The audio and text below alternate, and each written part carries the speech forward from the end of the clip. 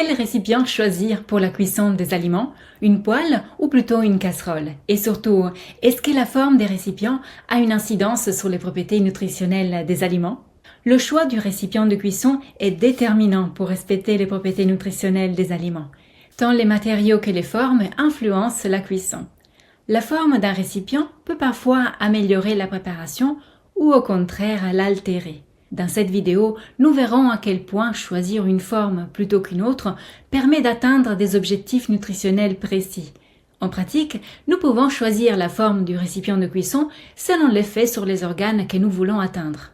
Qu'il s'agisse d'une casserole, d'un faitout ou d'une poêle, la chaleur de la cuisson est transmise aux aliments par contact des aliments avec le fond et les parois du récipient. Les formes basses et larges offrent un contact simple et direct avec la chaleur. Cela permet aux aliments de chauffer rapidement et uniformément, à une température plus ou moins élevée, surtout si le récipient est en métal, avec une conductivité thermique élevée.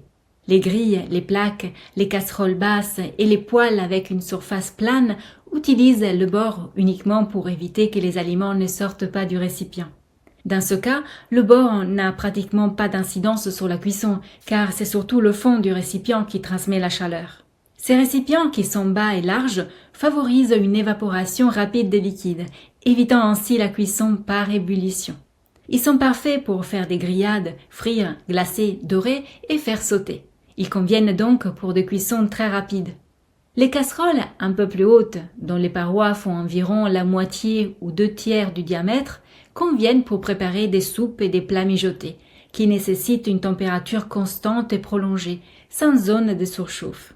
Et les casseroles nettement plus hautes permettent de garder le liquide de cuisson bien plus longtemps, grâce à une plus petite surface d'évaporation par rapport à leur volume.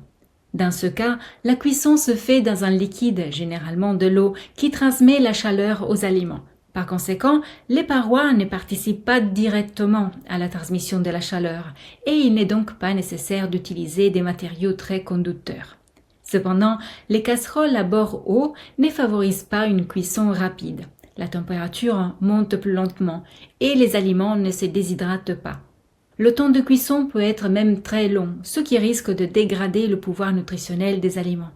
En général, on utilise ce type de casserole pour de cuissons lentes. Ce type de cuisson expose les aliments à la chaleur pour un temps prolongé, ce qui va oxyder davantage les nutriments. Ce type de cuisson nous expose donc davantage au risque d'oxydation de notre terrain biologique. Je n'insisterai jamais assez sur l'importance d'atteindre l'équilibre oxydoréductif dans l'organisme, encore plus que l'équilibre acido-basique. C'est en effet l'état d'oxydoréduction qui influence plus que tout autre facteur notre état de santé général. Et la bonne nouvelle est que lorsque nous visons l'équilibre oxydoréductif, celui acido-basique est systématiquement atteint, alors que l'inverse n'est pas vrai. En visant l'équilibre acido-basique, on n'atteint pas automatiquement l'équilibre oxydoréductif.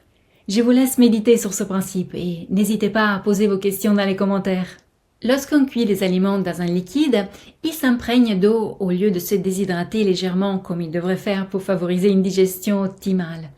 On obtient ainsi des aliments qui fatiguent le système digestif au lieu de l'aider, des aliments qui diluent les sucs gastriques, prolongent la digestion, épuisent le système digestif en lui demandant un travail non seulement plus long et qui demande plus d'énergie, mais aussi un travail qui produira plus de déchets, que l'organisme devra éliminer par la suite. Mais alors, pourquoi on n'élimine pas tous les plats à l'eau et par ébullition? Parce que certains nutriments ne deviennent disponibles qu'avec certaines réactions chimiques qui ont lieu seulement à travers des cuissons longues.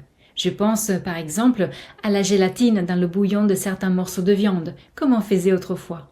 Mais ces plats doivent rester des exceptions, ou bien des soins thérapeutiques pour accompagner des traitements médicaux spécifiques.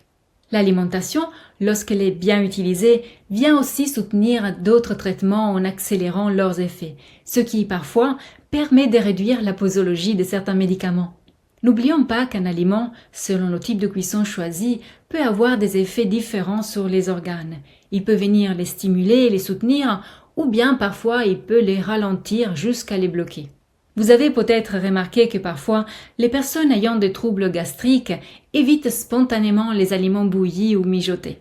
Il arrive en effet que le corps exprime spontanément ses besoins sans que cela ne devienne une prise de tête, un choix conscient et rationnel.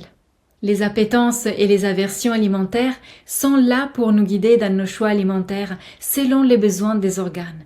C'est à nous d'apprendre ou réapprendre à les écouter en faisant bien la distinction, par exemple, entre une appétence naturelle et une envie dictée par notre société de consommation qui, avec ses slogans et ses images trompeuses, peut nous induire en erreur. Mais revenons aux formes des récipients de cuisson. Pour mieux comprendre la différence entre une cuisson à la poêle et une cuisson dans une casserole, il est intéressant de faire le test suivant.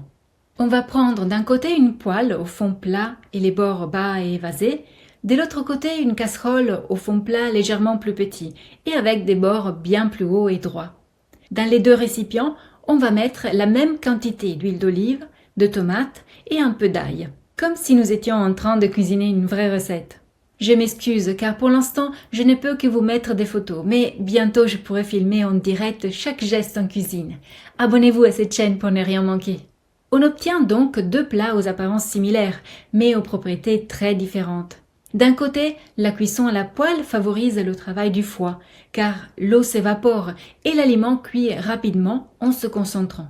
De l'autre côté, la cuisson dans une casserole au bord haut peut fatiguer le foie et le système digestif, car les aliments restent imbibés de leur liquide de cuisson, ce qui complique la digestion et la déstructuration des nutriments par l'intestin.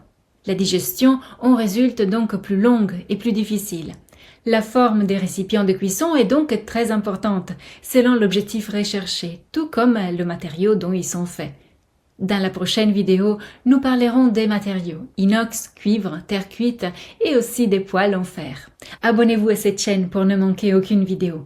Je vous dis à demain pour une nouvelle vidéo et d'ici là, souvenez-vous qu'il est toujours le bon moment de prendre soin de soi et de son assiette.